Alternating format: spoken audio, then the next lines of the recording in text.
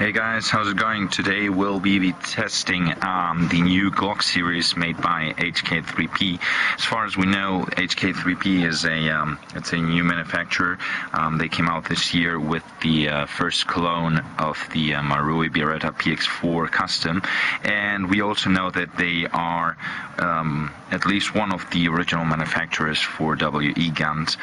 We don't exactly know what commercial relationship they have, because, for example, these Glocks are available as HK3Ps and as WE guns. There's a few slight differences, mainly quality control, fit and finish, and the main reason I got another set of Glock 17s and Glock 18C in this case, as you can see here, this is the Glock 17, is that the HK3P have full realistic markings, as you can see, while the Glock 17 and the Glock 18C, also the new Glock 19 made by WE, have a kind of mix between realistic and WE markings. As you can see here, these are full realistic markings, exactly like the ones you would find on a real Glock, on both sides of the slide and the frame, on the bottom of the frame, on the chamber, pretty much everywhere. This is as realistic as it gets.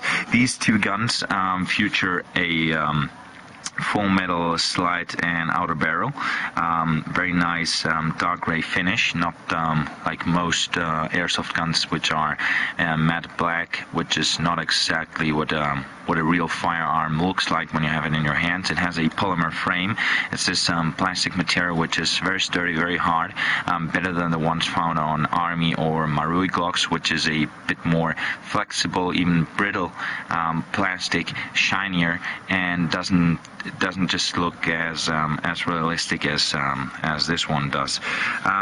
Full markings, as we said. So basically the difference is, the reason I made this review for two guns at the same time. Also, we will be looking at the new 49 round magazine made by WE that I have in my hands right now, as you can see here, is that these two guns are very, very similar. Glock 17 is the basic gun. If you're going for a very realistic loadout, if you're going as a certain unit that uses only Glock 17s, well, then maybe get this one.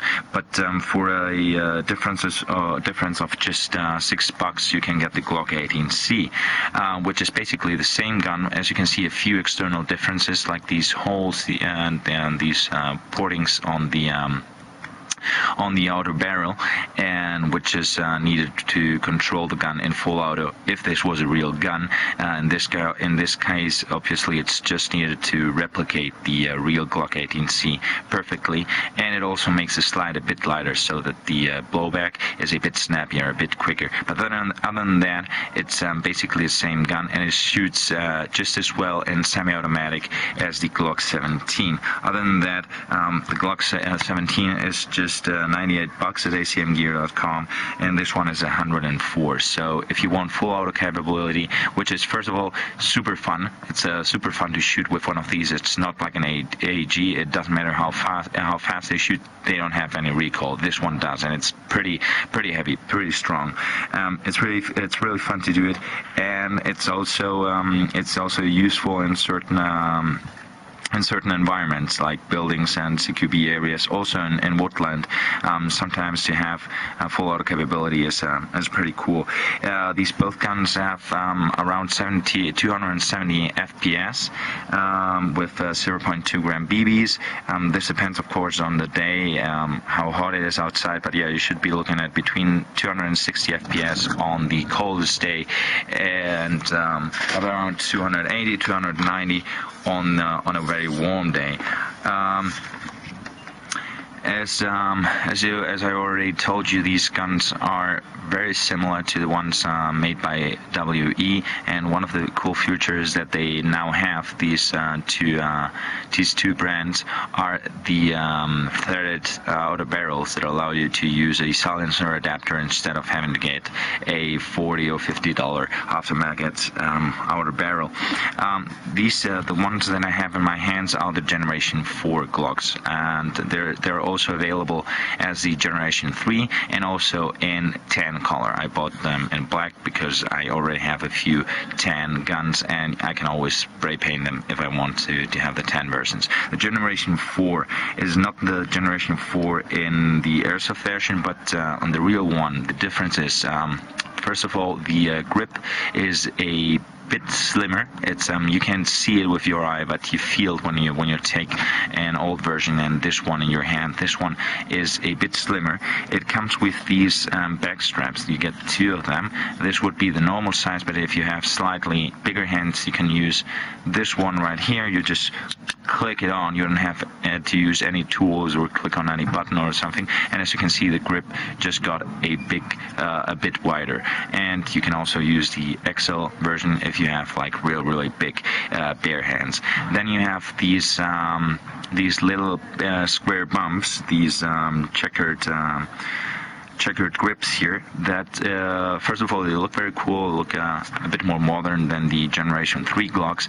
They're very smooth and still give you a very good grip of the gun. It's very smooth and very comfortable to hold, but it also prevents the gun from slipping out when you're grabbing it, and it's very comfortable. I like it a lot. As you can see, the mag well is closed, so if you're getting an aftermarket metal mag well for ISPC or whatever, you have to take one that is open in the front, because as you can see here, this has a full mag well.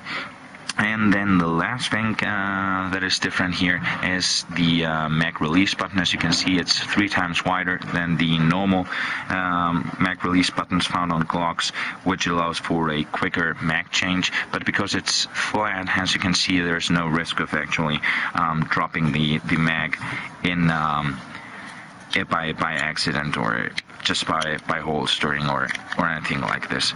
And this is the way you should attach these, but because these guns are so new, you still have to work them in. And this would be the XL backstrap. This is even a bit too big for my big hands. Both guns weigh around 800 grams, so under a kilo, which is explained by this very light polymer frame. So it's a very maneuverable handgun. It's very light and it fits very well in your hand. Another cool thing that I noticed, of course, it has the tilting barrel, as you can see here, like on real Glocks. But the nice thing compared to a lot of other airsoft guns is there's almost no slide wobble. There's the fit and finish is very well made. They are all very well put together so that it doesn't move around and doesn't make any noise, which is not only annoying, but it shows that it's a toy gun and it just feels cheap. And this one it doesn't. They're very well put together. As I said, both of these guns shoot around 270 FPS. It can take green gas, no problem. The magazines are regular Glock 17 magazines. They are cross-compatible, no problem, of course. You can also use the WE magazines, both the long ones and the normal ones.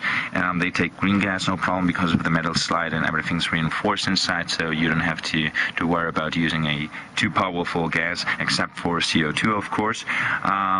It has an adjustable hop-up. You just press down in here, pull the slide back and let go, and this wheel right here, this would be the hop-up. So I definitely recommend cleaning this gun before using it, giving the inner barrel a good clean, but be careful not to soil the hop-up bucking, because that will kind of interfere with the function of the hop-up actually. So once you've got this tuned in with some silicone oil, please don't use anything else.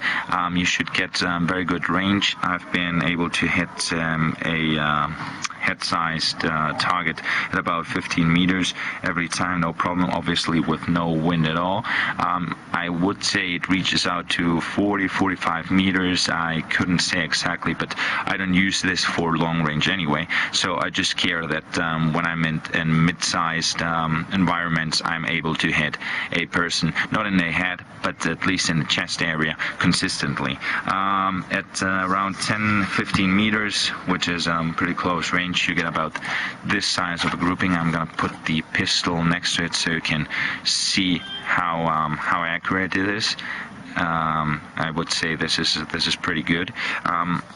Blowback, as I will show you in a minute, is pretty strong, and yeah, that's pretty much it. Very happy with these two guns. Now to the WE 49 round magazine. The normal magazines, as you can see, are about half the size, weigh about half as much, but even if you put these 400 or 450 grams on, because the pistol is so light because of the plastic or polymer frame, it really won't weigh much. And if you're using the full auto capability of the Glock 18C, this is almost a must, because this gun shoots so fast, around 850-900 rounds per minute, measured with a Big Dragon chronograph.